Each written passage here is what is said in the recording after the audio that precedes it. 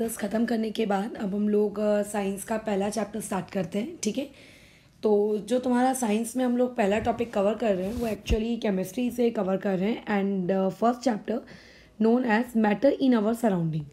ठीक है, ये तुम लोगों की केमिस्ट्री का पहला स्टेप है। यहाँ से आप लोगों का केमिस्ट्री लॉजिकल वे में थोड़ा थोड़ा शुरू होना कैसा शुरू होता है। तो इस चैप्टर में एंड इवन इसके बाद वाला जो चैप्टर है सेकेंड चैप्टर, दोनों जगह तुम्हें थियोरटिकल कंसेप्ट ज़्यादा मिलेगा और उसके बाद जो थर्ड चैप्टर आएगा फोर्थ चैप्टर आएगा वो ज़्यादा इंटरेस्टिंग लगता है मुझे as compare to chapter number 1 and chapter number 2। But जैसे हम लोग डायरेक्ट 100 स्टेप में कूद नहीं सकते वैसे ही हम लोग डायरेक्ट चैप्टर नंबर 3 नहीं पढ़ सकते। कुछ बेसिक्स होते हैं केमिस्ट्री के जो कैसा पता होना चाहिए। सो वो बेसिक्स हमें मैटर इन आवर सराउंडिंग वाले चैप्टर में मिलेगा। तो बेसिकली अब हम लोग उन चीज़ों से डील करने वाले हैं जिसे हम लोग मैटर कह रहे हैं।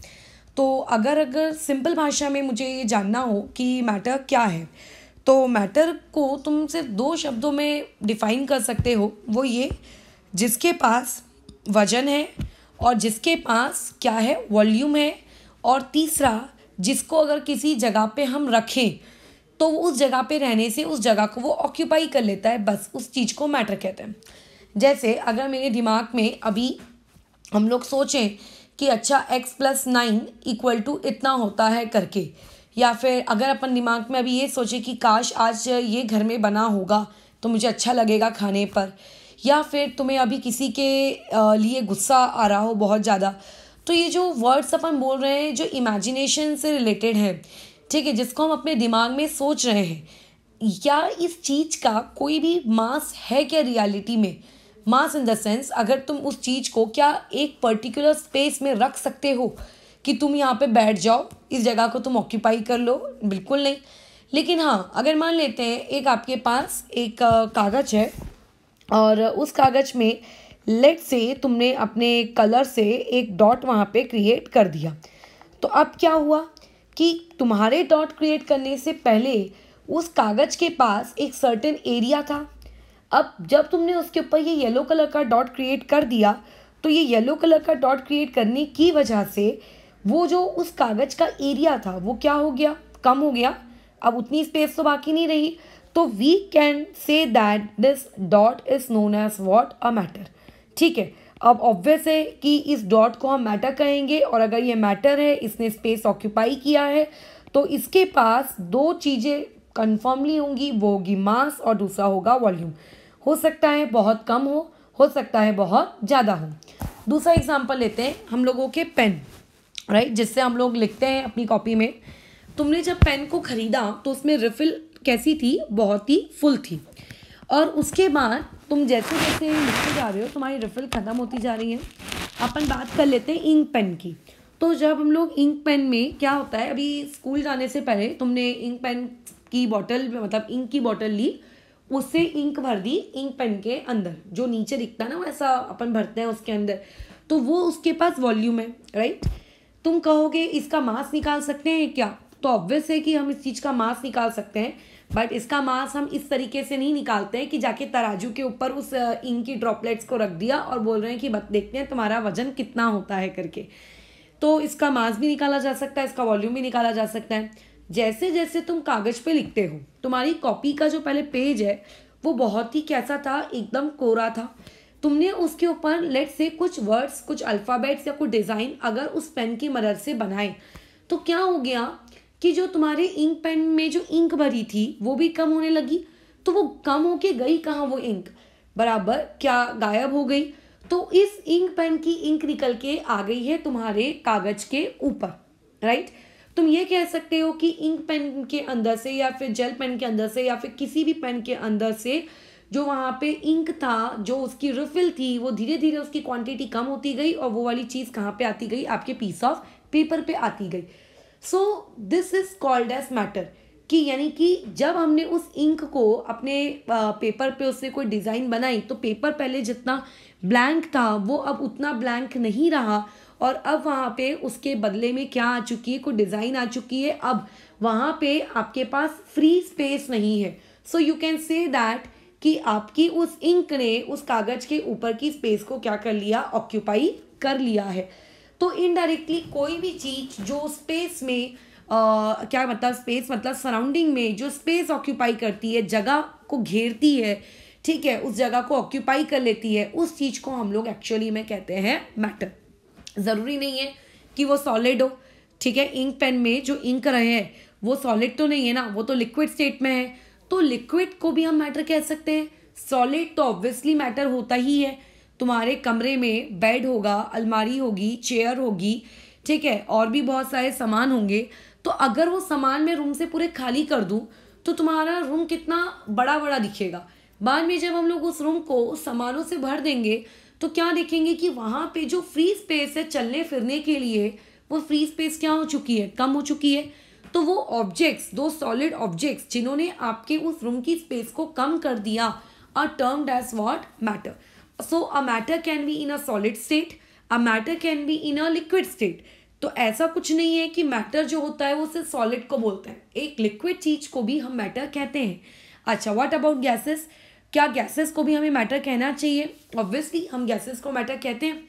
जैसे अगर मान लेते हैं एक रूम है, ठीक है, अभी जैसे मान लेते हैं तो अपने घर के एक रूम में बैठे हो, वहां बैठ के पढ़ाई कर रहे हो या फिर टीवी देख रहे हो, whatever you are doing, तो उस रूम में एक certain amount of oxygen gas कैसे है जिससे हम ब्रीथ कर रहे हैं, बराबर। अगर मान लेते हैं रूम के पूरे विंडोज, पूरे डोर्स हम लोगों ने लॉक कर दिए और वहां पे मैंने कुछ चीजें जलाना रूम के अंदर में शुरू कर दिया, तो तुम्हें क्योंकि ये बात पता है कि जो कंबशन प्रोसेस होती है, कंबशन प्रोसेस को ऑक्सीजन की रिक्वायरमेंट होती है, तो जो चीज वहां पे बर्न हो रही है वो फटाफट फटाफट क्या करने लगेगी, जितनी भी उस कमरे के अंदर ऑक्सीजन है उस ऑक्सीजन को वो यूटिलाइज करती जाएगी, तो कि तुम्हारे लिए ऑक्सीजन कम पड़ जाएगी, ठीक है। फिर धीरे धीरे तुम देखोगे कि जब वो चीज कंबशन हो रहा है तो वहां से मान लेते धुआं है और वो धुएं से तुम्हारा पूरा कमरा ऐसे भर गया, ठीक है। तो क्या वहां पे धुआं, अभी आपको ऐसा फील हो रहा है सांस लेते वक्त, बराबर, तो उस रूम में जो धुआं है वो पूरा हमारा क्या कर चुका है, ऑक्यूपाई कर चुका है जब उस रूम की वॉल्यूम को, उस रूम की स्पेस को। तो वो वाली चीज हमारी क्या कहलाएगी कि yes it is also a matter. बस फर्क इतना है कि गैसेस को हम देख नहीं सकते, बट यस गैसेस के इफेक्ट्स को हम देख सकते हैं।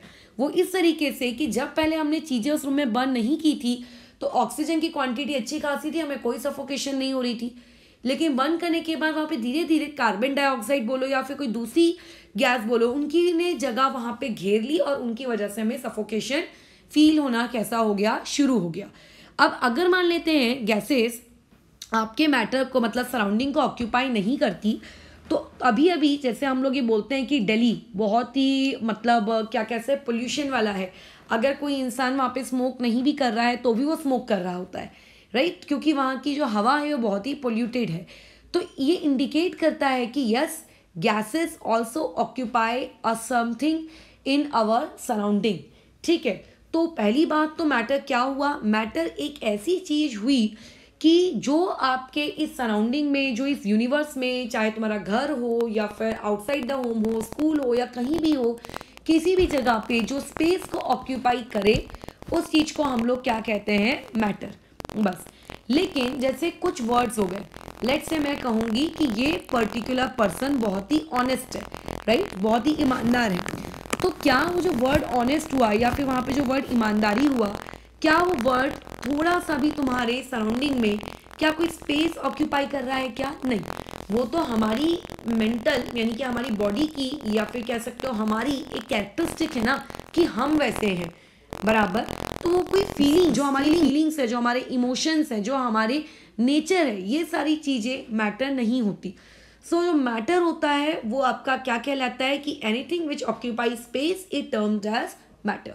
इवन दो मैटर का एक और कैरेक्टरिस्टिक होता है, ठीक है। तो अभी मैटर की अगर मैं कैरेक्टरिस्टिक्स की बात करूं या मैटर को डिफाइन करने के हम पॉइंट से बात करें, तो जो चीज क्या करती है, ऑक्यूपाई करती है स्पेस को, एक एरिया को वो ऑक्यूपाई करती है, ठीक है, एरिया लगता है उसको, ठीक है। उस सब्सटेंस को जब आप रखोगे तो आपका एरिया कम हो जाएगा क्योंकि उसने कुछ एरिया यूज कर लिया, तो वो चीज मैटर कहलाती है।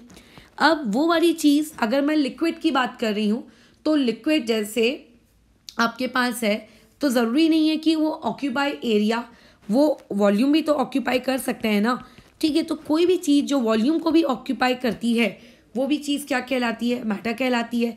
इवन दो अगर थोड़ा सा हम इसे और समझें तो तुम इसको ऐसे कह सकते हो कि जब आपके एक सर्टेन सराउंडिंग में कोई मैटर रखा हुआ होता है, ठीक है। जैसे एक काम करो, जो तुम्हारा हाथ है, हाथ को अगर अपन लोग फ्रीली मूव करेंगे हवा में तो वैसे तो हमें कोई फीलिंग आएगी नहीं, राइट। लेकिन जैसे मान लेते बहुत तेज आंधी या तूफान चल रहा है, तो जब तुम आंधी या तूफान में खड़े होते हो तो तुम फील करते हो कि हवा तुम पे एक सर्टेन अमाउंट में प्रेशर एक्सर्ट कर रही है, ठीक है। एक पलंग है, उस पलंग को मुझे खसकाना है, उसको हटाना है उसकी जगह से, तो हमें क्या करना पड़ेगा, एक certain amount of force apply करना मुझे वहाँ पे पड़ेगा। तो मैटर एक तुम ऐसा कह सकते हो एक ऐसी चीज़ है सराउंडिंग में जो एक्चुअल में हमें क्या करती है, हमें रेजिस्टेंस ऑफर करती है।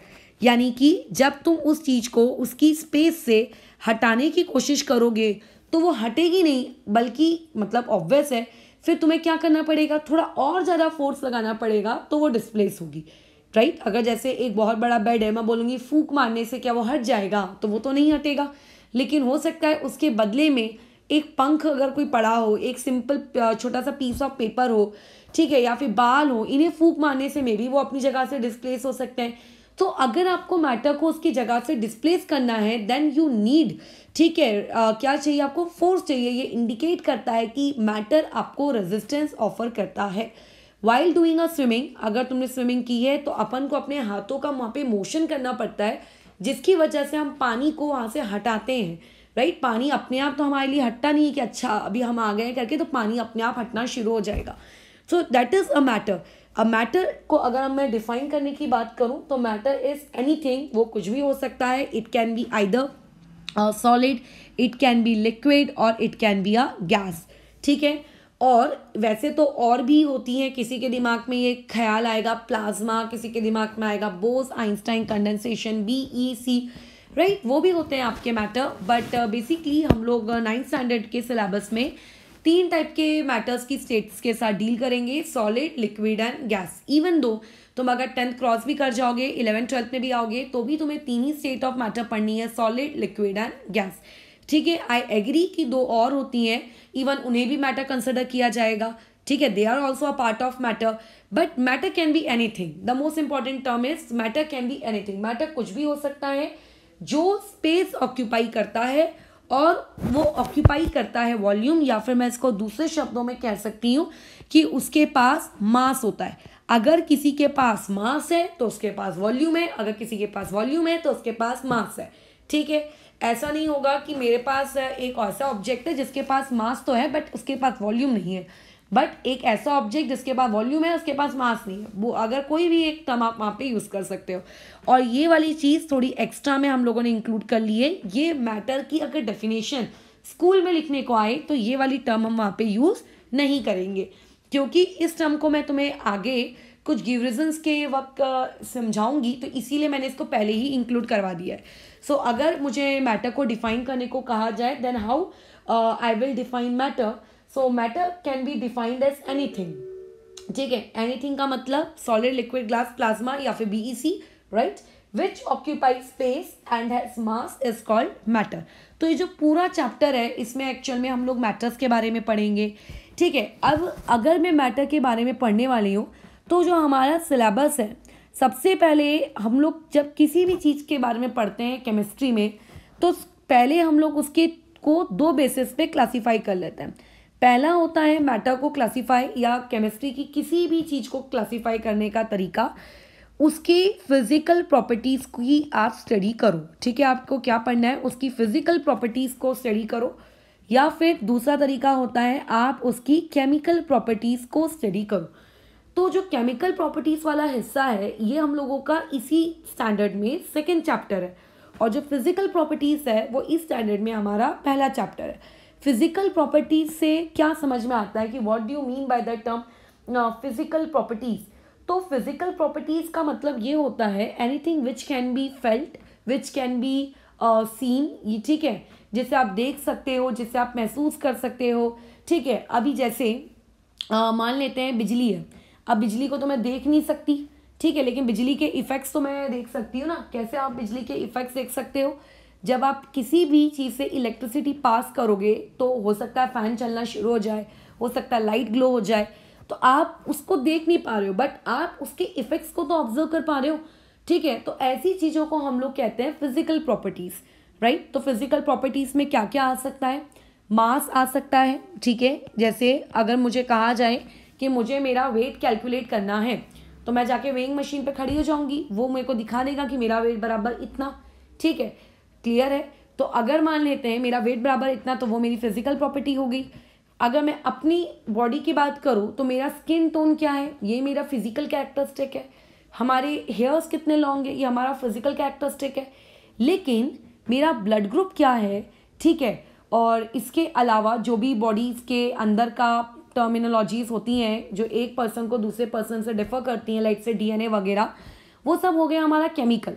तो वैसे ही सेम अभी हमें बॉडी वगैरह या ब्लड वगैरह के बारे में तो पढ़ना नहीं है, तो केमिस्ट्री में आप फिजिकल प्रॉपर्टी कैसे कहते हो?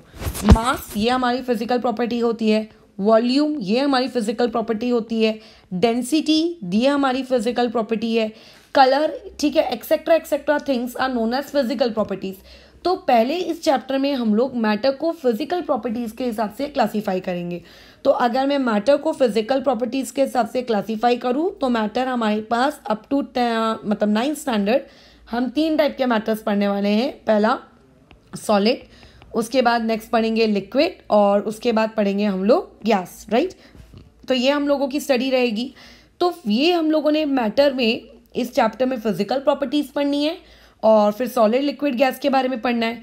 और सेकेंड चीज इसी चैप्टर में हमें पढ़नी है कि इस मैटर को आप किस तरीके से इंटर कन्वर्ट कर सकते हो। इंटर कन्वर्ट का मतलब एक स्टेट से किस तरीके से तुम उसको दूसरे स्टेट में कन्वर्ट कर सकते हो, लाइट से evaporation, condensation, boiling, melting, etcetera etcetera, ठीक है। How can you change the state of matter?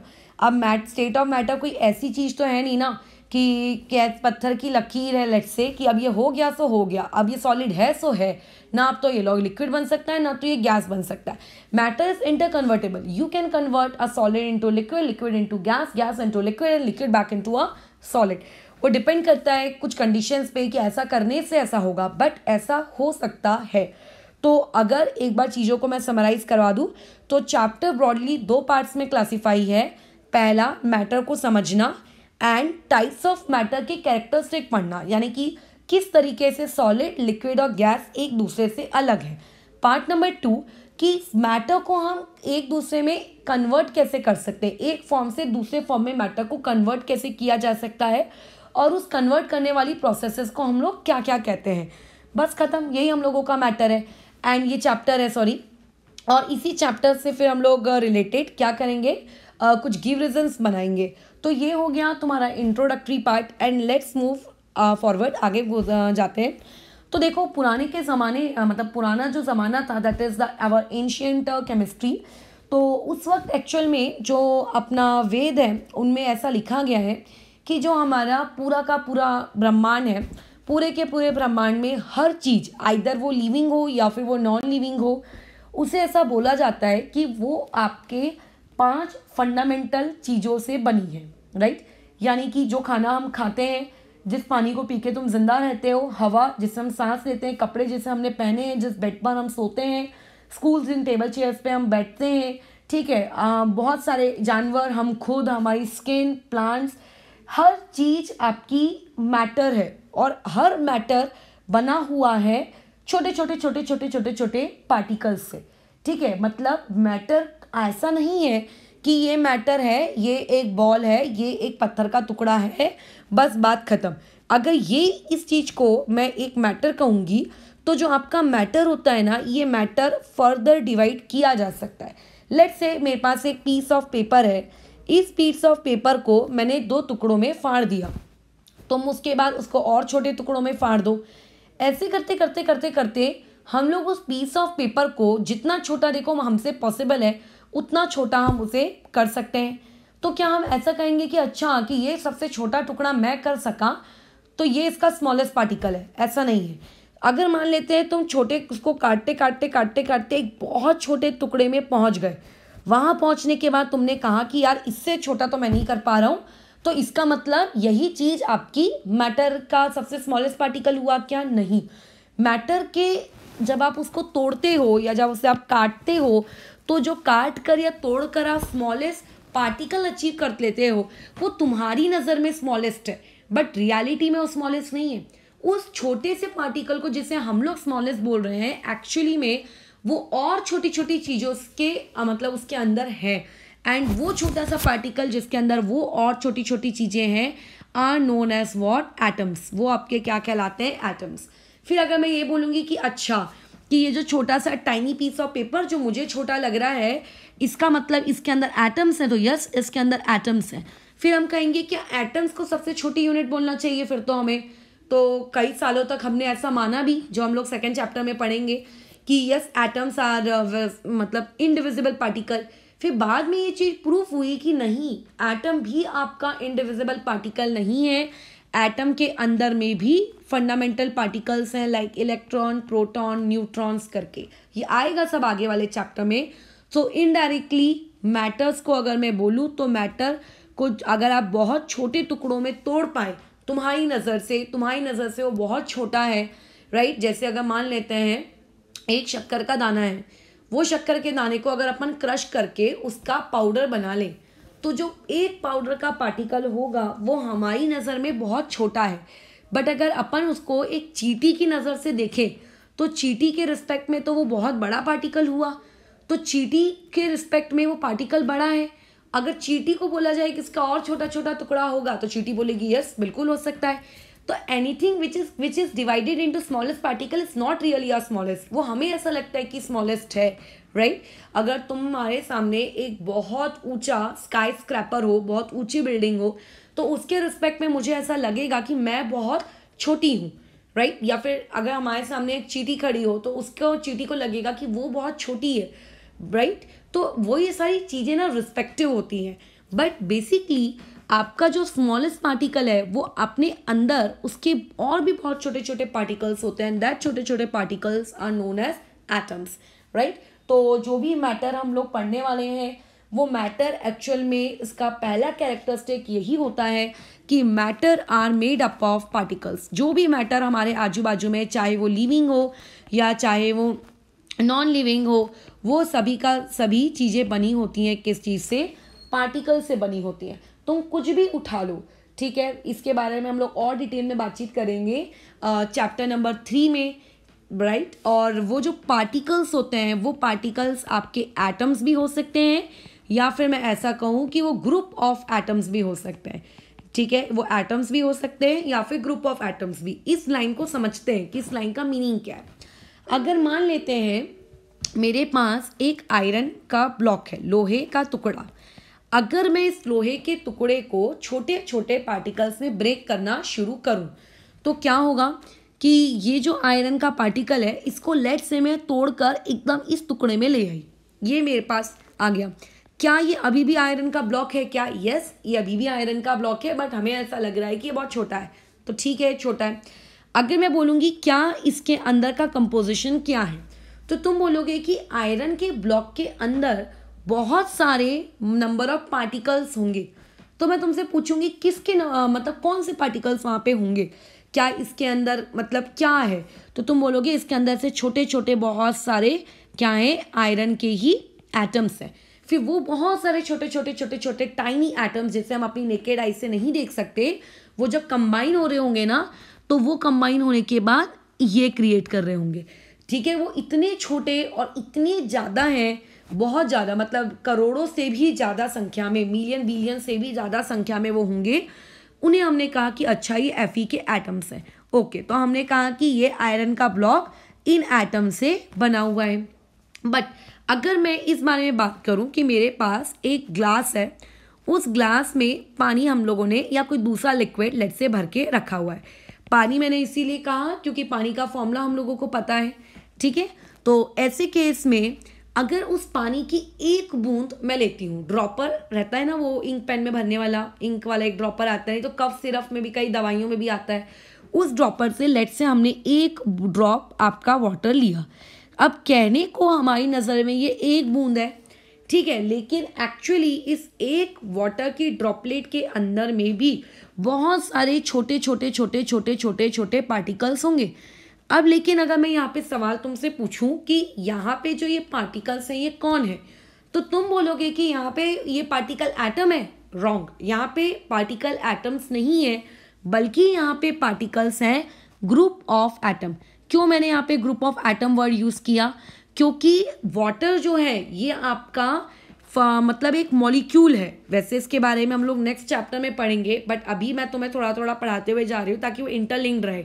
ठीक है, तो वाटर का फॉर्मूला क्या होता है? H2O, ये तो हम लोग जानते हैं। तो ये जो ऑक्सीजन है ना, ये एक ऑक्सीजन एटम है। ठीक है, और यहाँ पे इस वाटर के अंदर 2 हाइड्रोजन एटम है। तो इनडायरेक्टली मैं ये कह सकती हूँ कि पूरा का पूरा वाटर मॉलिक्यूल बना हुआ है 3 एटम से। तो अगर ये 3 एटम्स हैं तो ऑब्वियस है वो भी डिफरेंट टाइप के, सेम भी नहीं है। ठीक है, डिफरेंट टाइप। इन 3 एटम्स को आप कंबाइन करते हो तो जाके आपको एक वाटर का पूरा मतलब मॉलिक्यूल तैयार होकर मिलता है।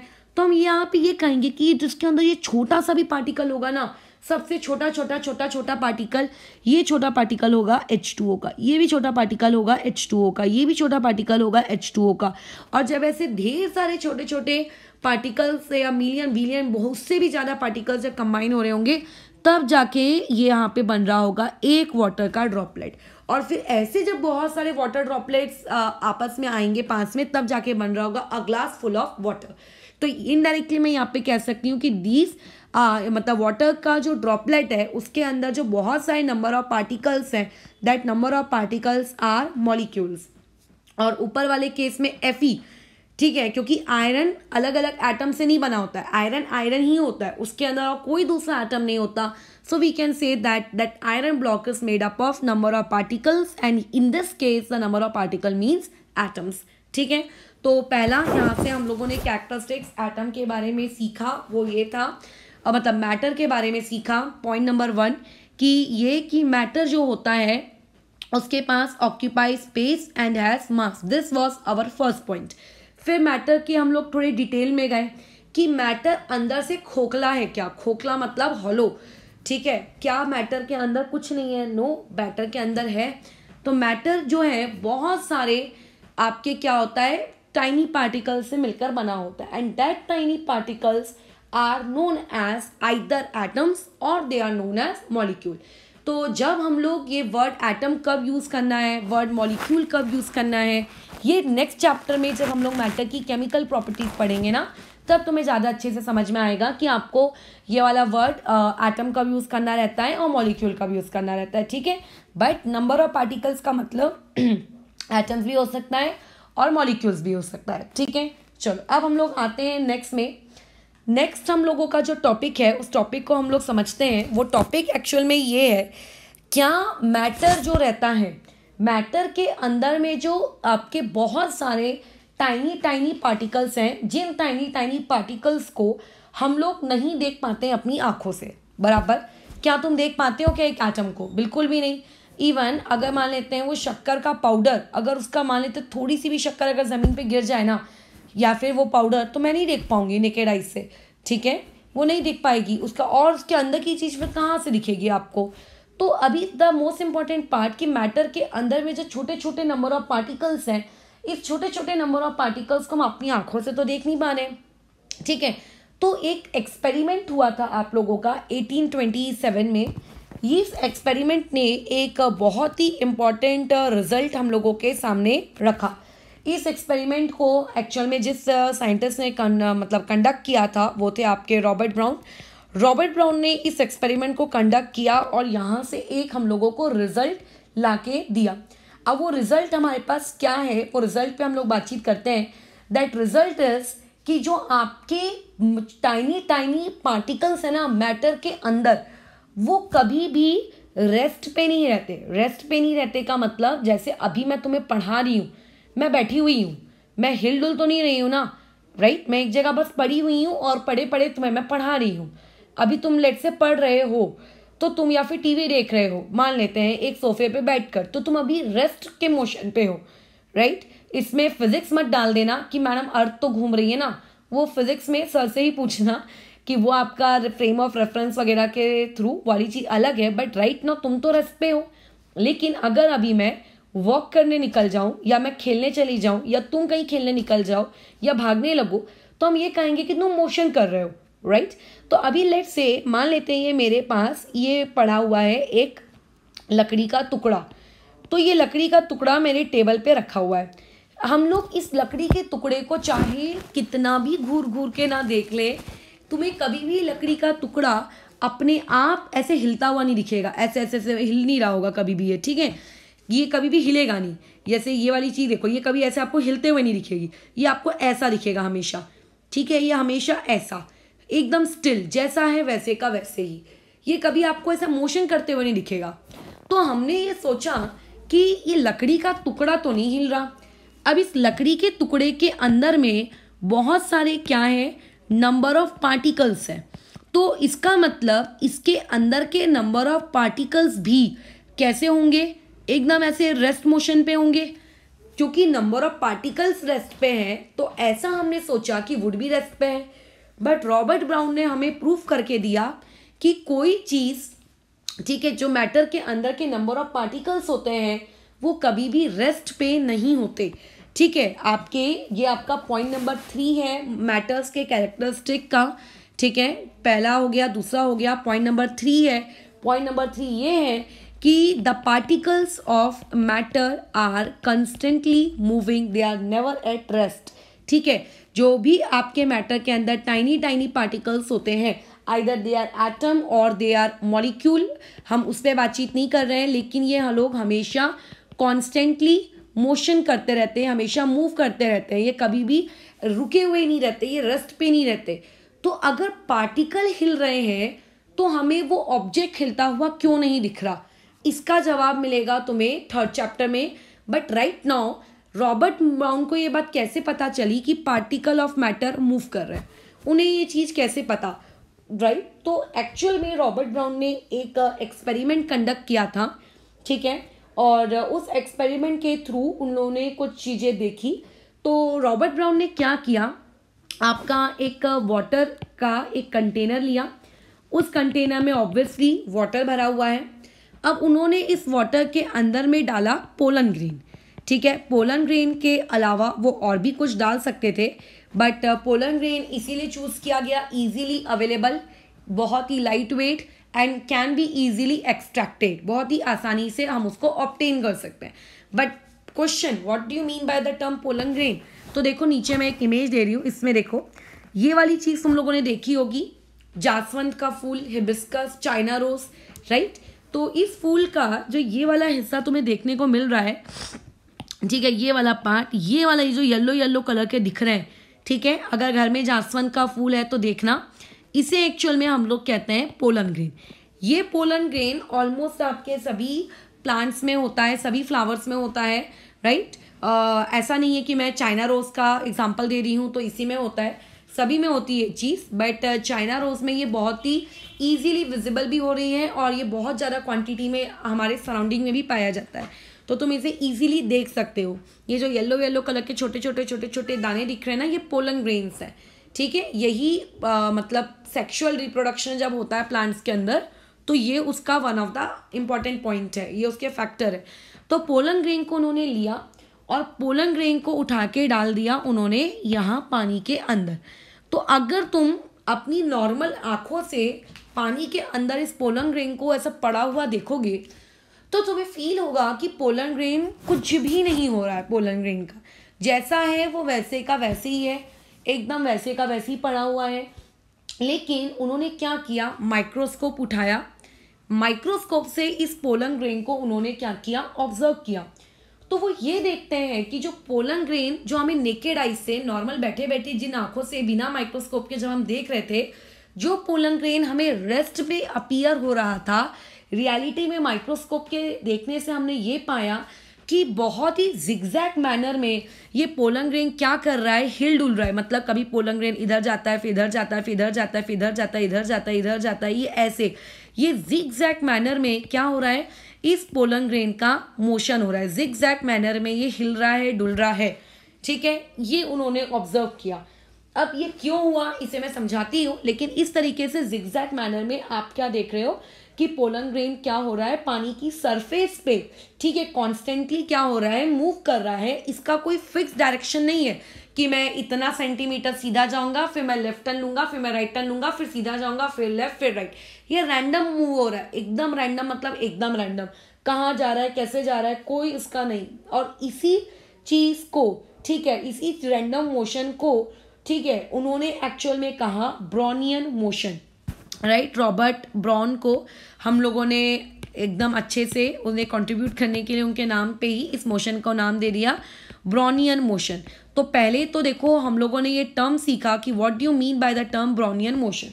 सो ब्रॉनियन मोशन का मतलब होता है random motion of visible particle, खत्म। मतलब अगर मैं पूछूं कि ब्रॉनियन मोशन क्या है, तो ये किसी भी विजिबल पार्टिकल का, पोलन ग्रेन दिखता है कि नहीं दिखता है, ये दिखते हैं ना हमको, ये चीज दिखती है मुझको, ठीक है।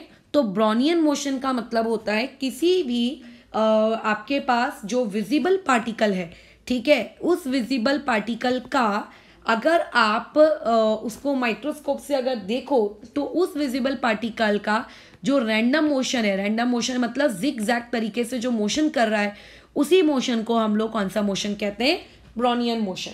तो अगर मैं तुमसे बोलूंगी डिफाइन ब्रॉनियन मोशन, तो तुम डिफाइन क्या करोगे, the motion of visible part, the random motion of visible particle is known as Brownian motion, right. अब इस ब्रॉनियन मोशन को हम इलस्ट्रेशन देखते हैं कि देखो ये कैसा हो रहा है। इस चीज को ध्यान से देखो, ये वाला एग्जाम्पल देखो, ये देखो, ये कुछ ऐसा हो रहा है, ठीक है। यानी कि आप ब्रॉनियन मोशन इतना तेजी से होता है कि तुम एक्चुअल में अपनी इन आईज से उसको देख भी नहीं पाते हो, कितना स्पीड में हो रहा है, राइट। ये कितना स्पीड में हो रहा है, ये पार्टिकल फट फट फट फट फट फट एक दूसरे से टकराते हैं। जो ब्लू कलर की तुम्हें लाइंस दिख रही है ना, ये है ब्रॉनियन मोशन, ठीक है, ये है ब्रॉनियन मोशन। और ब्लू कलर की लाइंस के पीछे, ठीक है, जो तुम्हें वो डॉट्स दिख रहे हैं जो कंटिन्यूअसली हिल रहे हैं, फिर वो क्या है, राइट, वो क्या है, वो समझना है हमें। तो पहले तो यहाँ से एक चीज समझ लेते हैं कि ये जो ब्लू कलर की लाइंस हम लोगों को दिख रही है, दैट ब्लू कलर की lines are known as what, आपका ब्रॉनियन, मतलब ये वाला पाथ आपका कहलाएगा जिगजैग पाथ, ठीक है। और इस जिगजैग पाथ में जो ये लोग घूम रहे हैं, इस जिगजैग पाथ में घूमने को ही हम लोग एक्चुअल में क्या कहते हैं, ब्रॉनियन मोशन कहते हैं। अब द मोस्ट इंपॉर्टेंट टॉपिक की फिर ये क्या है, जो पीछे आपको दिख रहे हैं ग्रे एंड ब्लैक कलर में, ये चीजें क्या है।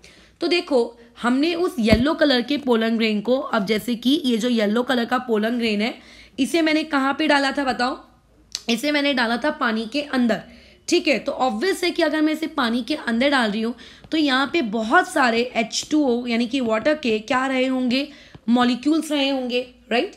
तो ये जो वाटर के मॉलिक्यूल्स है ना, ये हैं वो जो ये ग्रे और ब्लैक कलर में जो तुम्हें दिख रहे हैं ना, ये वाटर के मॉलिक्यूल्स है, ठीक है। ये दिख रहे हैं कितने छोटे हैं, इसको हम अपनी नेकेड आई से नहीं देख सकते, ठीक है। तो ये सिर्फ एक एनिमेटेड वीडियो है, एक्चुअल में वाटर के मॉलिक्यूल्स ऐसे भी नहीं है, इसे समझाने के लिए बनाया गया है। तो ये वाटर मॉलिक्यूल्स जो होते हैं ये एक्चुअल में मोशन कर रहे हैं, और जब ये मोशन कर रहे हैं तो ये तुम्हारे पोलन ग्रेन को धक्का मार रहे हैं, और पोलन ग्रेन को क्योंकि धक्का मार रहे हैं तो इस वजह से तुम्हारा पोलन ग्रेन भी हमें ऐसा अपीयर हो रहा है कि ये क्या हो रहा है, मूव कर रहा है। इसको ऐसे समझते हैं कि जैसे मान लेते हैं तुम्हें मैंने खड़ा कर दिया बहुत एक रेलवे स्टेशन के प्लेटफॉर्म पे, तुम्हें मैंने बस इतना बोला कि तुम्हें चलना नहीं है, बस खड़े रहो चुपचाप। तो जब ट्रेन आने वाली होती है या जब ट्रेन से लोग उतर रहे होते हैं तो कैसा होता है वहाँ पे सिचुएशन कि लोगों को नीचे उतरने की भी जल्दी होती है और नीचे वाले लोगों को ऊपर चढ़ने की भी जल्दी होती है। तो अगर तुम एक जगह खड़े रहोगे लोगों के रास्ते में तो एक आके तुम्हें धक्का दे देगा, ठीक है। तुम थोड़े से अपनी जगह से हिल जाओगे, फिर जब नई जगह पे जाओगे वहां वाला इंसान तुम्हें धक्का दे देगा, राइट। तुम हिलोगे डुलोगे, तुम्हें भी नहीं पता कि कौन तुम्हें अब कैसे और किस डायरेक्शन में धक्का देने वाला है। तो वैसे ही यहाँ पे हो रहा है। तो जो पोलन ग्रेन है, इस पोलन ग्रेन को भी एक्चुअल में धक्का दिया जाता है, और से धक्का कौन देते हैं, वाटर के मॉलिक्यूल्स, राइट। तो इनडायरेक्टली अगर मैं पूछूं कि ब्रॉनियन मोशन होने का रीजन क्या है, so what is the reason behind Brownian motion, तो इस चीज का सिंपली एक रीजन है कि आपका जो वाटर के मॉलिक्यूल्स होते हैं, वो वाटर के मॉलिक्यूल्स जो होते हैं बहुत ही फास्ट मूव कर रहे होते हैं, दिख रहा है कैसे एकदम बहुत तेजी से मूव कर रहे हैं, ठीक है। और इसकी वजह से ये लोग क्या करते हैं, कॉन्स्टेंटली आपके पोलन ग्रेन को हिट करते हैं, मारते हैं, धक्का देते हैं, ठीक है। तो जब हमारे पास फास्टली मूविंग वाटर मॉलिक्यूल्स, ठीक है, फास्टली मूविंग वाटर के जो मॉलिक्यूल्स हैं ये हमारे पोलन ग्रेन को क्या कर रहे हैं, हिट कर रहे हैं पोलन ग्रेन को। तो अब अगर ये पोलन ग्रेन को हिट कर रहे हैं तो जिसकी वजह से मैं ये कह सकती हूँ कि पोलन ग्रेन कभी इधर कभी उधर कभी इधर कभी उधर ऐसा होता रहता है, राइट। तो ये से हमें कहते हैं कि ये वाली चीज़ क्या है हम लोगों का, ब्रोनियन मोशन, ठीक है। तो समझ गए ब्रोनियन मोशन क्या है करके। तो ब्रोनियन मोशन क्योंकि आता है डिफाइन ब्रोनियन मोशन, इवन जब तुम लोग हाईएस्ट स्टैंडर्ड में जाओगे 11th क्लास में तो वहाँ पे भी तुम्हें सरफेस केमिस्ट्री करके एक चैप्टर होगा, उस सरफेस केमिस्ट्री में भी हम लोग ये ब्रोनियन मोशन के बारे में पढ़ते हैं, ठीक है। ब्रोनियन मोशन अच्छी अच्छी जगह फेनोमेनॉन में हमें देखने को मिलता है, तो इसीलिए ब्रोनियन मोशन एटलीस्ट क्या होता है ये हम लोगों को पता होना चाहिए करके, ठीक है। ओके, अब फिर हम लोग आगे बढ़ते हैं। तो ये मैंने एग्जांपल लिया ब्रोनियन मोशन का पोलन ग्रेन एंड वाटर में। तो क्या तुम्हें ब्रोनियन मोशन सिर्फ इस टाइप की चीज़ों में दिखेगा क्या, लिक्विड टाइप की चीज़ों में? नहीं, ब्रोनियन मोशन हमें गैसेस में भी दिख सकता है, ठीक है। कैसे हमें गैसेस में दिखता है, इमेजिन करते हैं, तुमने कई जगह या कई बार देखा होगा, मैंने तो देखो इस चीज़ को देखा है, जब हम लोग एक रूम में बैठे हुए हैं, इमेजिन करते हैं कि लाइट गई हुई है, पूरा अंधेरा है, ठीक है, या फिर तुम ऐसा कह सकते हो कि अभी सुबह सुबह या तो सनराइज हो रहा है या तो सनसेट हो रहा है, ठीक है। मतलब तुम्हारे रूम में अंधेरा है लेकिन बाहर थोड़ी सी उजाला है, और तुम्हारे कमरे में जो एक मान लेते हैं छोटा सा होल है, तो उस होल से क्या होता है जब आपकी वो सनरेज अंदर रूम में एंटर करती हैं, ठीक है, तो जब वो सनरेज रूम में एंटर कर रही होंगी तो इस तरीके से तुम्हें क्या देखने को मिलता है, कोनिकल पैटर्न देखने को मिलता है। अगर तुम यहाँ पे बैठे हो, ठीक है, तो तुम्हें वहाँ पे क्या देखने को मिलता है, ये कोनिकल पैटर्न। इस कोनिकल पैटर्न में बहुत सारे क्या देखने को मिलते हैं हमें, डस्ट पार्टिकल्स, ठीक है। यहाँ पे हमें क्या देखने को मिलते हैं, डस्ट पार्टिकल्स। अब ये जो डस्ट पार्टिकल्स आपके एयर में सस्पेंडेड है ना, ये लोग बहुत ही रैंडम मोशन में फटाफट फटाफट इधर उधर इधर उधर इसी के जैसे घूम रहे होते हैं, ठीक है। तो ये जो टाइनी पार्टिकल्स हैं डस्ट के, इस केस में ये इधर उधर घूम रहे हैं, वो इसीलिए इधर उधर घूम रहे हैं क्योंकि यहाँ पे डस्ट पार्टिकल्स को हिट कर रहा है एयर। अब एयर में क्या होता है, एयर में बहुत सारी चीज़ें होती हैं like CO2 gas, O2 gas, water vapours, etcetera etcetera etcetera. तो इस बार एयर हिट कर रही है डस्ट पार्टिकल्स को, और बेचारे डस्ट पार्टिकल्स ऐसे क्या होते हैं, हिट होने की वजह से आपके हिलते रहते हैं, राइट। तो वैसे ही जैसे डस्ट पोलन ग्रेन था, तो अभी पोलन ग्रेन की जगह पे डस्ट पार्टिकल्स है, और जहाँ पे वाटर था, वाटर की जगह पे अब कौन है, आपका एयर है। तो इससे ये समझ में आया कि ब्रोनियन मोशन हम लोगों को गैसेस में भी ऑब्जर्व होता है, लेकिन ठीक है, ये जो इफेक्ट है ब्रोनियन मोशन का ये बहुत ही फास्ट है, ठीक है, बहुत ही फास्ट, मतलब बहुत ही फास्ट, क्लियर है। तो अब ऐसे केस में अगर आपको ब्रोनियन मोशन ऑब्जर्व करना है जैसे पोलन ग्रेन में, तो हम लोगों को वो चीज़ नेकेड आई से नहीं देखने को मिलेगी, हम लोगों को उसे माइक्रोस्कोप से देखना पड़ेगा करके, ठीक है। चलो, तो यहाँ से हम लोगों ने अभी तक क्या क्या सीख लिया उस की एक बार समरी ले लेते हैं। फिलहाल पहला हमने जो यहाँ से पॉइंट सीखा वो सीखा ब्रोनियन मोशन, कि हमें ब्रोनियन मोशन का मतलब समझ में आ गया। ब्रोनियन मोशन के हमने 2 इलस्ट्रेशन देखे, ठीक है। पहला आपने देखा जब पोलन ग्रेन्स को हमने वाटर में डाला, और दूसरा इलस्ट्रेशन हमने ये देखा कि डस्ट पार्टिकल्स जो हम लोगों को विजिबल होते हैं सनलाइट जब रूम में एंटर करती है तब। तीसरा पॉइंट हमें ये समझ में आया कि ब्रोनियन मोशन जो होता है वो एक्चुअल में कुछ और नहीं, सिर्फ और सिर्फ जिगजैग मूवमेंट है, ठीक है। आपके जिगजैग मूवमेंट को ही आप क्या कहते हो, ब्रोनियन मोशन कहते हो। लेकिन ये जो जिगजैग मूवमेंट है आपके विजिबल पार्टिकल्स का, ठीक है, इस विजिबल पार्टिकल्स के जिगजैग मूवमेंट की एक कैरेक्टरिस्टिक्स होती है कि बहुत ही फास्ट होते हैं।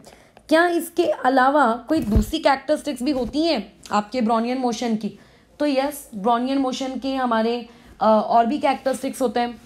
वो ये होता है कि सबसे, मतलब ब्रोनियन मोशन के कैरेक्टरिस्टिक्स तो नहीं बोलना चाहिए उसको हम इस तरीके से कह सकते हैं कि ब्रोनियन मोशन का एक्सपेरिमेंट करके रॉबर्ट ब्राउन को क्या मिला, राइट, उन्हें ऐसा क्या मिला।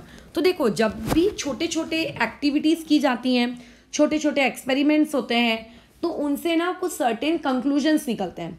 अब जैसे मैंने तुम्हें कहा कि आपके पास इलेक्ट्रॉन है, आपके पास प्रोटॉन है, तो तुम्हें कैसे पता कि इलेक्ट्रॉन और प्रोटॉन है भी? राइट। तो कुछ ना कुछ एक्सपेरिमेंट्स हुए होंगे, उनसे ये बात समझ में आई होगी कि yes there are electrons, yes there are protons. Then what are those experiments? उन एक्सपेरिमेंट्स को जब हम कंडक्ट करते हैं, उन एक्टिविटीज़ को जब हम कंडक्ट करते हैं ना, उससे एक रिजल्ट निकलता है, उससे एक कंक्लूजन डिराइव होता है। जैसे तुम्हारा स्कूल में पेपर क्यों लिया जाता है? ताकि ये पता लगाया जा सके कि साल भर में तुम्हारा क्या प्रोग्रेस रिपोर्ट है। तो वैसे ही जब एक एक्सपेरिमेंट हो जाता है, उससे कुछ रिजल्ट्स आते हैं, तो उस रिजल्ट से हम लोग एक रूल तैयार करते हैं, ठीक है, कि ये वाली चीज़ से ये बातें हमें समझ में आई। लेट्स से मुझे तुम्हारा रिपोर्ट कार्ड देखकर अगर ये समझ में आया कि तुम मान लेते हैं पढ़ाई में थोड़े कमज़ोर हो, तो एक टीचर उससे क्या कंक्लूड करेगा कि आपको उस पर्टिकुलर स्टूडेंट पे बहुत ज़्यादा ध्यान देना होगा, राइट। यही वाली चीज़ आप कंक्लूड करोगे। तो वैसे ही जो ब्राउनियन मोशन है, ब्राउनियन मोशन से हमें क्या समझ में आता है, क्या कंक्लूजन हम निकाल सकते हैं? तो कंक्लूजन नंबर 1 जो इस एक्सपेरिमेंट के मैंने स्टार्टिंग में ही बता दिया था तुम लोगों को, ठीक है। यहाँ से ब्राउनियन मोशन से हमने क्या कंक्लूजन ड्रॉ किए। सो कंक्लूजन नंबर 1 इज कि जो पार्टिकल्स हैं मैटर के, ठीक है, particles of matter are constantly moving, ठीक है। आपके मैटर के जो पार्टिकल्स हैं वो हमेशा मूव कर रहे हैं, वो आपकी एक पोजीशन पे रेस्ट नहीं है। ये हो गया हमारा पहला कंक्लूजन। हो सकता है क्वेश्चन पेपर में भी आ जाए कि what conclusions we can draw from the existence of Brownian motion. So first conclusion is कि वो जो है आपके कॉन्स्टेंटली मूव कर रहे हैं। अच्छा, उसके बाद यहाँ से बी पार्ट ये निकल कर आता है अगेन कि matter is made up of tiny particles. अब ये मैंने क्यों बोला? जैसे मोशन तो तुमको दिख रही है, राइट। यहाँ पे मैंने टाइनी क्यों बोला वर्ड? क्योंकि matter is made up of tiny particles. ये स्टेटमेंट में इसीलिए बोल रही हूँ क्योंकि अगर वो चीज़ पार्टिकल नहीं होती, ठीक है, अगर वो चीज़ पार्टिकल नहीं होती तो ऐसे में क्या वो कभी भी हिट कर पाती क्या दूसरे को? जैसे अगर मैं अभी मेरे दिमाग में सोचूं कि मुझे इस सामने वाले इंसान को मारना है, सिर्फ सोचूं, सिर्फ मैं इमेजिन करूं, तो क्या मैं इमेजिन करते करते उस इंसान को हिट कर दूंगी क्या? नहीं ना, क्योंकि इमेजिनेशन में पार्टिकल्स नहीं है, राइट। अगर मैं एक बॉल लूंगी और बॉल को फेंकूंगी उसकी तरफ, तो बॉल जब उसकी बॉडी पर लगेगी तो उसको हिट होगा, उसको दर्द होगा, उसको चोट लगेगी।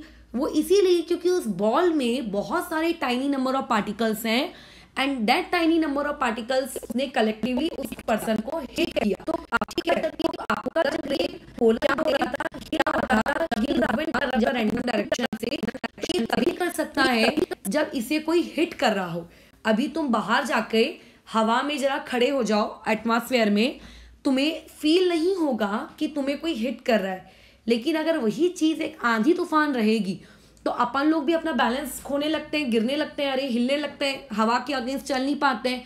तो ये इंडिकेट करता है करके कि हवा में पार्टिकल्स थे जो हमें मार रहे हैं, हिट कर रहे हैं।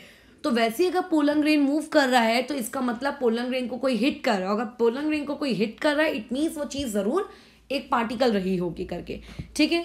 सो ये ब्राउनियन मोशन से हम लोगों ने 2 कंक्लूजन्स निकाल लिए। पहला ये कि मैटर के अंदर में जो टाइनी पार्टिकल्स होते हैं वो एक्चुअल में होते हैं सही में, और दूसरा वो टाइनी पार्टिकल्स कभी भी रेस्ट पे नहीं होते हैं, वो हमेशा क्या करते रहते हैं, मोशन करते रहते हैं। क्लियर है, बात समझ में आ गई। तो वापस से आ जाते हैं टॉप पार्ट से कि क्या क्या सीखा अभी तक, रिकॉल करते हुए चलना चाहिए हमेशा। तो पहला हमने सीखा मैटर का मतलब, फिर मैटर से हमने ये सीखा कि मैटर आपके सॉलिड, लिक्विड और गैस फॉर्म तीनों में मिल सकता है, इवन इंक्लूडिंग दोज टूज। उसके बाद मैटर मास होता है, उसके पास स्पेस को ये ऑक्यूपाई करता है। और उसके बाद नेक्स्ट चीज़ हमने ये देखी कि मैटर को इस चैप्टर में हम सिर्फ उसकी फिजिकल प्रॉपर्टीज़ के अकॉर्डिंग पढ़ेंगे। फिर फिजिकल प्रॉपर्टीज़ के अकॉर्डिंग मैटर 3 टाइप का होता है up to 9 standard, solid, liquid and gas. फिर सेकेंड पार्ट इसका हम लोग जब 2 या 3 दिन बाद स्टार्ट करेंगे, उसके बारे में थोड़ी सी इन्फॉर्मेशन ली।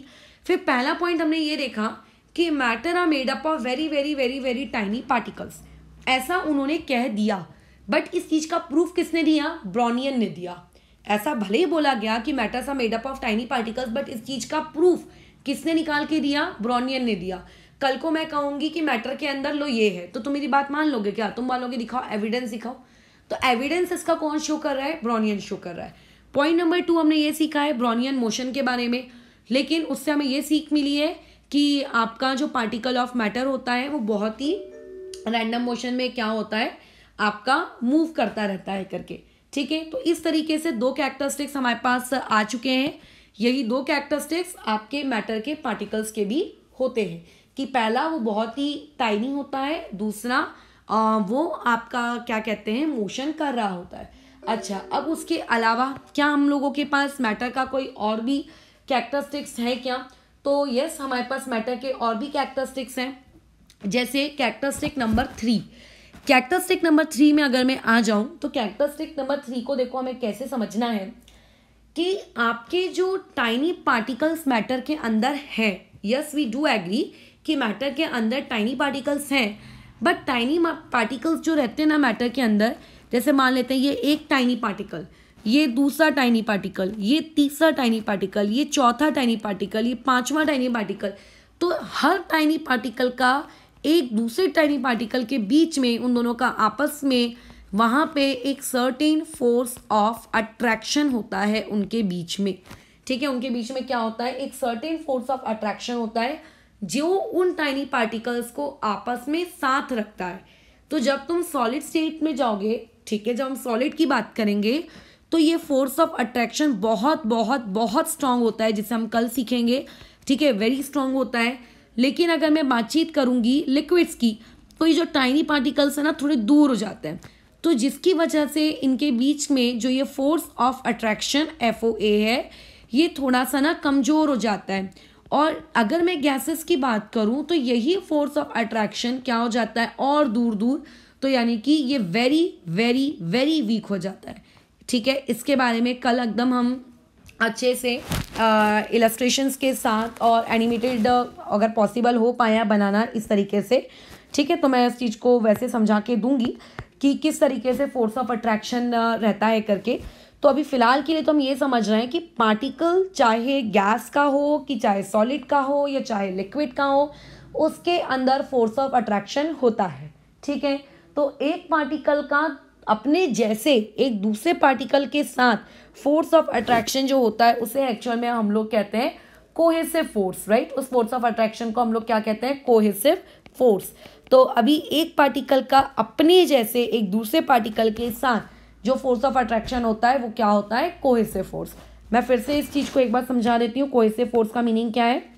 मान लेते हैं आपके पास कुछ इस तरीके से पार्टिकल है, एक येलो पार्टिकल्स कुछ इस तरीके से मैंने यहाँ पे सस्पेंड करके रखे हुए हैं, फिर इन येलो पार्टिकल्स के साथ साथ मैंने बीच में ये कुछ ग्रीन पार्टिकल्स भी लगा दिए, ठीक है। तो देखो येलो पार्टिकल का अपने जैसे एक दूसरे येलो पार्टिकल के साथ बीच में एक फोर्स ऑफ अट्रैक्शन होगा, तो this force of attraction is termed as cohesive. एक ग्रीन पार्टिकल का अपने जैसे एक दूसरे ग्रीन पार्टिकल के साथ उनके बीच में फोर्स ऑफ अट्रैक्शन होगा, these are termed as cohesive. लेकिन अगर मैं ये कहूँ कि आपका जो एक ग्रीन कलर का पार्टिकल है, उस ग्रीन कलर के पार्टिकल का इस येलो कलर के पार्टिकल के साथ, मतलब डिफरेंट पार्टिकल्स का आपस में अगर उनके बीच में फोर्स ऑफ अट्रैक्शन है, then those force of attraction are known as what, adhesive force of attraction, right? So now we are discussing about the cohesive force of attraction। तो जब कोई भी आप मैटर उठा लो, उस मैटर के अंदर में जब आप कोहेसिव फोर्सेस देखने को जाओगे तो कोहेसिव फोर्सेस आपको देखने को मिलेंगी, ठीक है। हो सकता है किसी में बहुत ज़्यादा हो और किसी में बहुत कम हो, लेकिन रहती है सभी में है, ठीक है। जैसे अगर मैं तुमसे बोलूँगी एक लोहे का रॉड है, उस लोहे के रॉड को तुम तोड़ो ऐसे हाथ से, क्या तुम तोड़ पाओगे, क्या नहीं। तो इससे ये इंडिकेट होता है करके कि क्योंकि मैं फोर्स को अप्लाई करके लोहे के रॉड को नहीं तोड़ पा रही हूँ, इसका मतलब कि ज़रूर वहाँ पे जो पार्टिकल्स हैं, टाइनी पार्टिकल्स, उन टाइनी पार्टिकल्स के बीच में जो कोहेसिव फोर्स है, ठीक है, जो उनके बीच में फोर्स ऑफ अट्रैक्शन है वो बहुत ही स्ट्रांग है। लेकिन अगर उसके बदले मान लेते हैं मेरे पास ये वाली चीज़ कुछ रहे, ठीक है, जैसे कि चौक है, तो चौक को तुम देखना कितने फटाफट हम लोग तोड़ देते हैं, ऐसे तुम पकड़ो ऐसे तोड़ दो। कई लोगों को तो तोड़ने में भी मज़ा आती है उसको, है ना, स्कूल में जो चौक का डब्बा होता है उसको उठा उठा के बस तोड़ दो फालतू के, तो कितने आसानी से आप तोड़ पा रहे हो करके, ठीक है। फिर एक उठा लो कांच का ग्लास, कांच के ग्लास को आप उतनी आसानी से तो नहीं तोड़ पाते हो, हाँ, बट लोहे के कंपेयर में तो आसानी से टूट जाता है। तो चौक बहुत आसानी से टूट रहा है, चौक या फिर चूना, ठीक है। जो कांच का ग्लास है उसमें थोड़ा सा हमें फोर्स लगाना पड़ेगा, हो सकता है तुम्हें उसे उठा के पटकना पड़े। हम लोग जब मतलब 10th में थे तो लैब्स में हमारे क्लास के जो कुछ थे स्टूडेंट्स, उनको ये चीज़ बड़ी इंटरेस्टेड, हमारा जो 3rd फ्लोर पे था लैब, उन्हें इस बात में बड़ा इंटरेस्ट आता था करके कि उठाया वहाँ से टेस्ट ट्यूब उठा के ऐसे नीचे फेंक दिया करके। तो उसमें ऑब्वियस है कि वो हाथ से नहीं तोड़ रहे, उसमें हम लोग क्या कर रहे हैं, हो सकता है उसको किसी चीज़ से हिट करें, बट चौक के जैसे आसानी से नहीं टूट रहा। और जो लोहे का रॉड है वो तो और भी नहीं टूटता है करके, ठीक है। लोहे के रॉड को तोड़ने के लिए तो मुझे बाप रे बहुत बहुत बहुत ज़्यादा एक्चुअल में क्या करनी पड़ेगी, मेहनत करनी पड़ेगी, बहुत ज़्यादा मुझे क्या करनी पड़ेगी, उसको फोर्स या फिर एनर्जी लगानी पड़ेगी। तो मैटर में आप कई कई जगह देखोगे कि फोर्स ऑफ अट्रैक्शन बहुत मैक्सिमम है और कई कई जगह फोर्स ऑफ अट्रैक्शन मिनिमम है। तो इससे ये बात समझ में आती है कि पार्टिकल ऑफ मैटर, मतलब मैटर के अंदर के पार्टिकल्स एक दूसरे को अट्रैक्ट करते हैं। अगर वो एक दूसरे को अट्रैक्ट नहीं करते, ठीक है, अगर नहीं करते तो लोहा स्ट्रांग कैसे होता। अगर लोहा स्ट्रांग है, ठीक है, तो इसका मतलब पार्टिकल ऑफ मैटर ने एक दूसरे को अट्रैक्ट किया हुआ है। एक कहानी थी ना, वो एक गरीब किसान होता है, उसके 2 बेटे होते हैं, आपस में बहुत झगड़ा करते रहते हैं। तो एक दिन वो उनको यूनिटी इज स्ट्रेंथ करके, ठीक है, एकता का बल, राइट, यही वाली चीज़ सिखाने के लिए वो ने लकड़ियाँ तोड़ने को देता है। फिर लकड़ियों को जब वो एक एक करके पट पट पट तोड़ देते हैं, फिर वो उनको लकड़ियों की गठरी देता है, अब बंच, ठीक है। तो फिर बोलते हैं इसको तोड़ो। दोनों भाई आपस में बहुत कोशिश करते हैं उस बंच को तोड़ने की, नहीं टूटता है। तो फिर किसान वहाँ से उनको ये शिक्षा देता है करके कि क्योंकि लकड़ियाँ एक साथ है, तुम उन्हें आसानी से नहीं तोड़ पा रहे हो, तो वैसे अगर तुम साथ में रहोगे, अगर तुम्हारे बीच में भी फोर्स ऑफ अट्रैक्शन रहेगा, तो तुम लोगों के को में भी कैसा रहेगा, तुम्हारी स्ट्रेंथ रहेगी।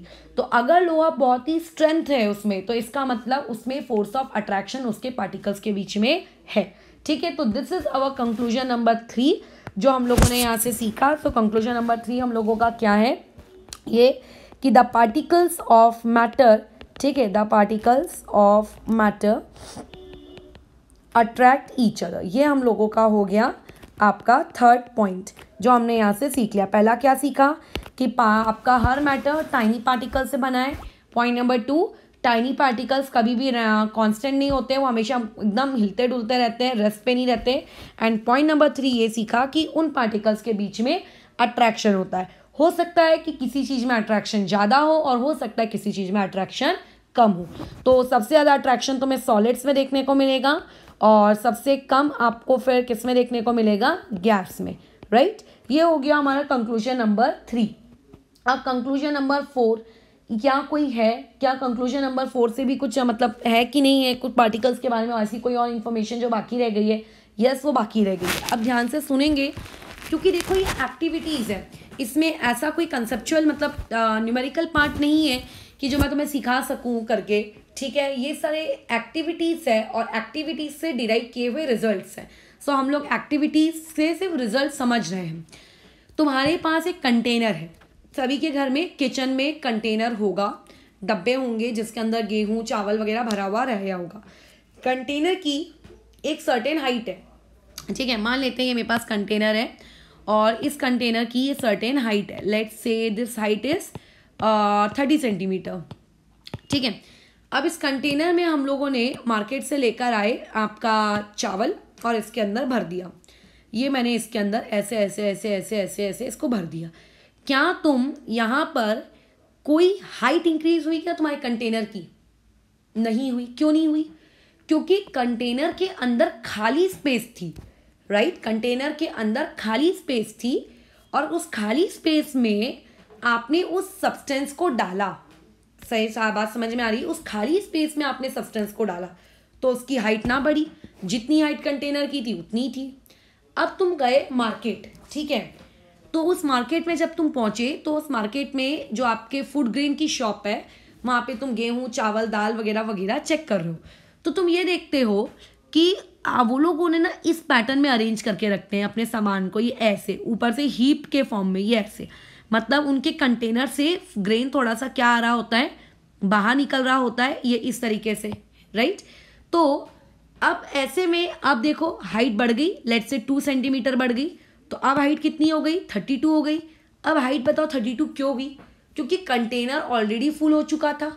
अब अगर मैं और सब्सटेंस डाल रही हूँ तो कब वो नया सब्सटेंस कंटेनर के अंदर नहीं जा रहा है, अब वो 30 सेंटीमीटर से ऊपर जा रहा है।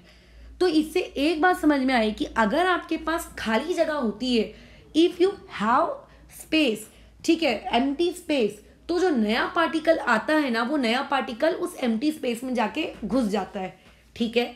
लेकिन अगर तुम्हारे पास खाली स्पेस नहीं है तो उस नए न्यू इनकमिंग पार्टिकल को अपनी कोई नई जगह ढूंढनी पड़ती है, और जब वो अपनी नई जगह ढूंढता है तो आपको ऐसा लगता है कि अच्छा अब ये हाइट बढ़ रही है।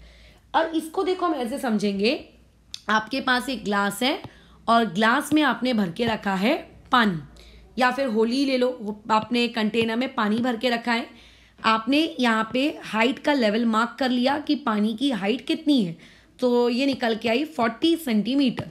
इसमें मैंने होली का कलर डाल दिया, या फिर घर में अगर हम लोग लेट से नीम ये शक्कर घोल दिया, शक्कर डाल दो, नमक डाल दो, जो डालना है डालो, ठीक है, तुमने शक्कर घोल दी, फिर कुछ देर बाद ना 5 मिनट तक उसको वैसे ही पड़े रहने दो, फिर वापस आओ और फिर से आके हाइट मेजर करो पानी की। तुम ये देखोगे कि वो हाइट 40 सेंटीमीटर की 40 सेंटीमीटर ही है। क्यों? हमने तो शक्कर डाली, शक्कर डालने से हाइट क्यों नहीं बढ़ी? शक्कर डालने से तो हाइट बढ़नी चाहिए थी ना, ठीक है, शक्कर डालने से हाइट बढ़नी चाहिए थी। वो कहानी याद है कौवे वाली, कौवे को प्यास लगती है, पानी नहीं रहता, तो वो मटके में पत्थर डालता रहता है, कंकड़, और धीरे धीरे पानी ऊपर आता है। तो मैंने भी तो शक्कर डाली है, पानी ऊपर क्यों नहीं आया? जब कौवे के इसमें आ सकता है तो हमारे इसमें क्यों नहीं आया? 42 सेंटीमीटर या 43 सेंटीमीटर यहाँ क्यों नहीं हुआ? तो इसका रीज़न ये है कि जब हमने शक्कर को डिसॉल्व किया तो माना कि शक्कर ने क्या किया जाकर कि इसमें जो वाटर मॉलिक्यूल्स थे ना, इसके में जो वाटर मॉलिक्यूल्स थे पानी में, वो वाटर मॉलिक्यूल्स ना ऐसे चिपक के नहीं थे, ऐसे कॉम्पैक्ट नहीं थे, वो ऐसे थे, दूर दूर बैठे हुए थे, ये ऐसे दूर दूर थे। तो जब शक्कर का मॉलिक्यूल आया तो शक्कर के मॉलिक्यूल ने क्या किया, उस वाटर मॉलिक्यूल्स के बीच में जाके क्या कर ली, जगह ऑक्यूपाई कर ली। तो जब मान लेते हैं वाटर के मॉलिक्यूल्स ने इस तरीके से जगह ऑक्यूपाई कर ली है, तो क्या कोई नई स्पेस क्रिएट हो रही है क्या? नहीं, जो खाली जगह है वो उसी में जाके बैठ रहे हैं। मान लेते हैं आपकी क्लास में एक बेंच में अपना तुम 2 लोग बैठे हो, एक नया स्टूडेंट आया, क्या उस नए स्टूडेंट के लिए एक बेंच लगाएंगे क्या? ऑब्वियसली नहीं, तुम्हारे बीच में बैठा देंगे उसको। बेंच कब लगाई जाएगी एक नई? कि जब पूरी क्लास एकदम खचाखच भरी है, जगह है नहीं, तो उस बेचारे के लिए आपको एक न्यू बेंच ऐड करनी पड़ रही है। तो अभी यहाँ पे खाली स्पेस है, तो जो शुगर का मॉलिक्यूल आया ना, वो उस खाली स्पेस में ही जाकर बैठ गया।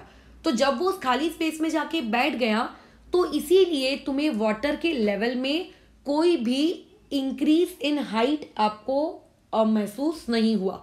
यानी कि पहले अगर पानी की हाइट 40 सेंटीमीटर थी तो 40 सेंटीमीटर ही है। पानी का वॉल्यूम अगर मैंने स्टार्टिंग में मान लेते हैं 100 ml लिया है, तो शक्कर डालने के बाद भी पानी का वॉल्यूम 100 ml ही है। शुगर के डिसॉल्व करने से वॉल्यूम में भी कोई चेंज नहीं आया, क्योंकि पार्टिकल्स ने पानी के मॉलिक्यूल के बीच में जो स्पेस था, उस स्पेस को क्या कर लिया, ऑक्यूपाई कर लिया। तो इससे हमको ये समझ में आता है कि पानी के अंदर जो नंबर ऑफ टाइनी पार्टिकल्स थे वो टाइटली पैक नहीं थे। अगर वो टाइटली पैक होते तो शुगर घुस नहीं पाता अंदर, राइट। तो इससे ये बात समझ में आती है कि जो आपके पार्टिकल्स ऑफ मैटर होते हैं ना, उन पार्टिकल ऑफ मैटर्स के बीच में स्पेस होती है। तो पॉइंट नंबर 4 यहाँ से हमें क्या समझ में आ रहा है, the particles of matter have space between them, ठीक है, the particle of matters have space between them. तो इस तरीके से टोटल हम लोगों ने मैटर की 4 कैरेक्टरिस्टिक्स को कवर किया, ठीक है। अब इन 4 कैरेक्टरिस्टिक्स को मैं एक बार क्विक रिवीजन करवा देती हूँ कि ये चीज़ें क्या है, फिर हम लोग अपना नेक्स्ट टॉपिक अब कल पढ़ेंगे। तो नेक्स्ट टॉपिक जो हम लोगों का कल रहेगा, उसकी शुरुआत हम लोग एक्चुअल में पहले करेंगे डिफ्यूजन से। पहले एक प्रोसेस होती है डिफ्यूजन, इस डिफ्यूजन नामक प्रोसेस को हम समझेंगे, और जब हम लोग डिफ्यूजन समझ लेंगे तो उसके बाद फिर हम लोग आएंगे सॉलिड, लिक्विड और गैस को समझने, ठीक है, कि क्या आपका what do you mean by the term solid, what do you mean by the term liquid and what do you mean by the term gases and how they differ each other, ठीक है। तो diffusion को या फिर मैं पहले solid, liquid, gas सिखा देती हूँ, जो भी रहेगा लेकिन कल होगा। तो अभी आज का पार्ट इंट्रोडक्टरी पार्ट था, तो देख लेते हैं कि हमने इंट्रोडक्टरी पार्ट से क्या क्या सीखा। पॉइंट नंबर 1 जो इंट्रोडक्टरी पार्ट से सीखा गया है वो ये सीखा गया है मैटर के बारे में। तो पेपर में तुम्हें हो सकता है मैटर की डेफिनेशन आ जाए 1 मार्क के लिए। सो मैं इसके नोट्स तुम्हें प्रोवाइड कर दूंगी, तुम्हें कहाँ से क्या याद करना है करके, ठीक है। सो मैटर क्या है? Matter is anything which have space and occupies, मतलब which occupy space and has mass, ठीक है। सेकेंड थिंग हम लोगों ने ये देखा कि मैटर सॉलिड को भी कहते हैं, लिक्विड को भी कहते हैं, गैस को भी कहते हैं, और सॉलिड, लिक्विड, गैस का जो क्लासिफिकेशन है वो फिजिकल प्रॉपर्टीज के बेसिस पे किया गया है। पॉइंट नंबर 3, फिर हम लोगों ने मैटर को और डीप में पढ़ना शुरू किया। तो जब हम लोग मैटर को डीप में पढ़े तो हमने ये देखा कि मैटर के पास टोटल कितनी कैरेक्टरिस्टिक्स हैं? 4 कैरेक्टरिस्टिक्स और हैं मैटर के पास। पहली कैरेक्टरिस्टिक मैटर की ये थी कि मैटर जो होता है वो उसके अंदर में बहुत सारे consist of tiny number of particles, मतलब मैटर किससे बना होता है? बहुत सारे छोटे छोटे नंबर ऑफ पार्टिकल्स से, जिन्हें हम लोग अपनी नेकेड आइज से नहीं देख सकते। पॉइंट नंबर 1 हमने ये सीखा कि जो नंबर ऑफ पार्टिकल्स आपके पास है, ये नंबर ऑफ पार्टिकल्स रेस्ट पे नहीं है, ठीक है, ये लोग कॉन्स्टेंटली क्या कर रहे हैं? मूव कर रहे हैं, ठीक है। पॉइंट नंबर C, फिर हमने यहाँ से ये सीखा कि जो नंबर ऑफ पार्टिकल्स होते हैं, इन नंबर ऑफ पार्टिकल्स के बीच में क्या एग्जिस्ट करता है, ठीक है, उनके बिटवीन में फोर्स ऑफ अट्रैक्शन एग्जिस्ट करता है। सबसे ज़्यादा फोर्स ऑफ अट्रैक्शन सॉलिड में होता है, उससे कम लिक्विड में, एंड लीस्ट होता है गैस में। डी पॉइंट हमने ये सीखा कि शक्कर को पानी में डिसॉल्व करने के बाद भी पानी का लेवल इंक्रीज नहीं हुआ, तो ये इंडिकेट करता है कि मैटर जो आपके पास है उनके बीच में स्पेस है, ठीक है, उनके पार्टिकल्स के बीच में क्या है? स्पेस।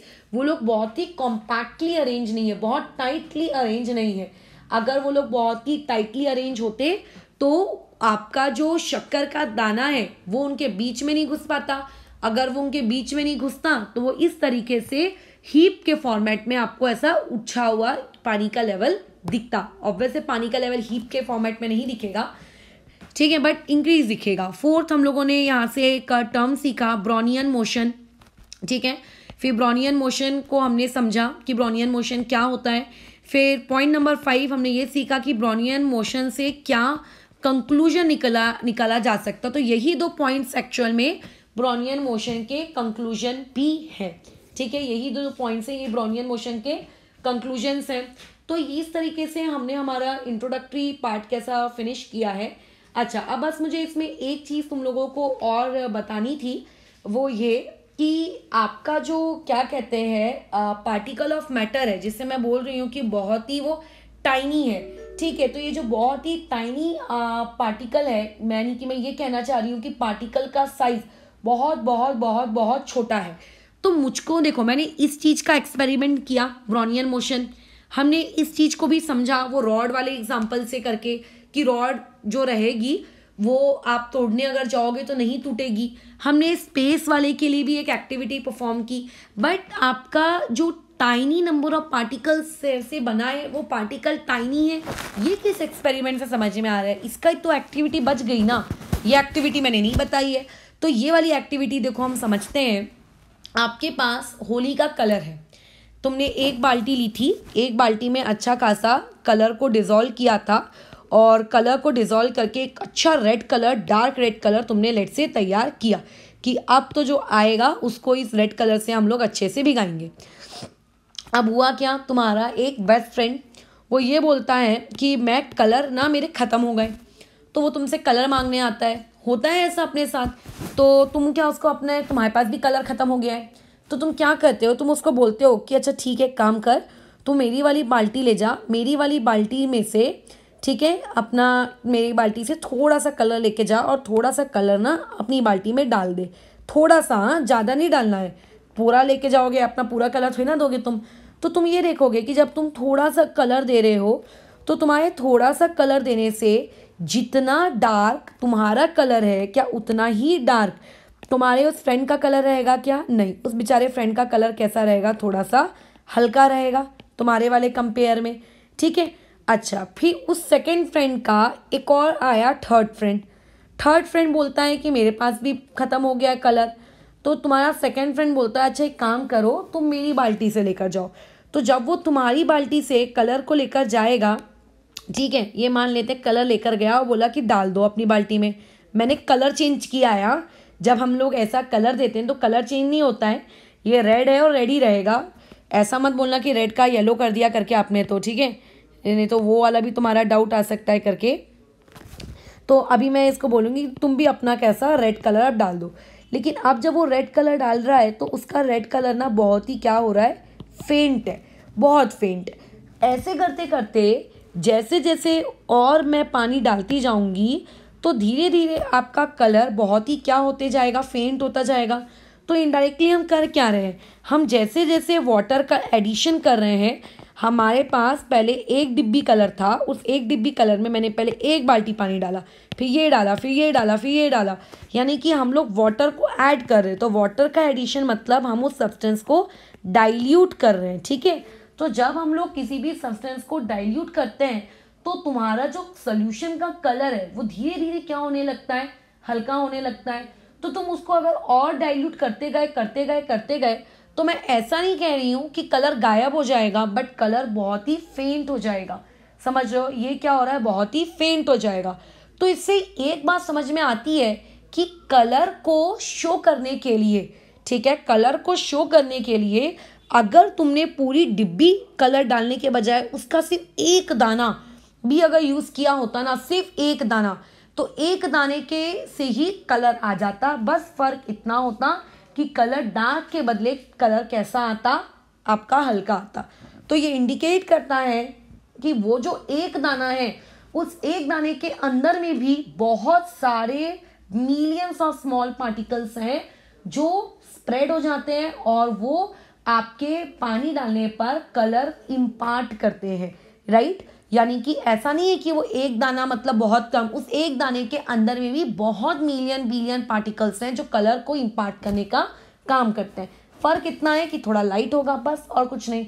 सो इस तरीके से तुम्हें क्वेश्चन क्रिएट किया जा सकता है कि ऐसा एक फोटो दे दी गई एक एक्टिविटी की और तुमसे पूछा गया कि इस एक्टिविटी से तुम्हें कौन से मैटर की कैरेक्टरिस्टिक प्रॉपर्टी समझ में आती है।